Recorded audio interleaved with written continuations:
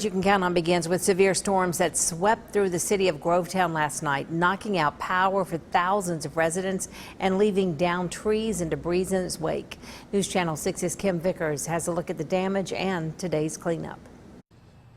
A lot of damage in this part of Grovetown. The storm hit about 7:30 Wednesday night, and while most of the damage was fairly isolated, one woman said everything in her backyard was destroyed.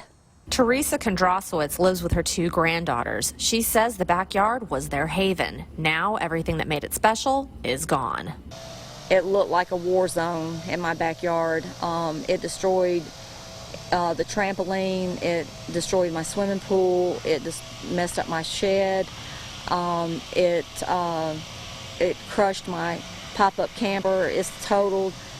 The storm did the most damage to neighborhoods along Catherine Street. Trees were down in yards, on homes, and cars. Some say power wasn't restored until after 5 a.m. The city's response has been quick. So the streets department has been out working to clear debris off the streets and off the sidewalks, and we've had fire crews going and checking down power lines to make sure that none are still burning or active. We have gotten a couple of calls of smoke in the area, but luckily there haven't been any injuries. There's been nothing major that's happened. News Channel 6 spoke to several residents who didn't want to go on camera. They are concerned about the amount of cleanup that needs to be done and want to know if the city can help. Campbell says the city will do their part. If they can go ahead and get it cut up 6 feet or smaller, we will come by and we'll pick it up today and through Friday. Kondrasowitz has reached out to the insurance company, who told her they would only cover the contents of the damaged shed. She says that she plans to fight it. She also says that she is very upset about the damage, but is thankful that the house wasn't hit and that her family is safe.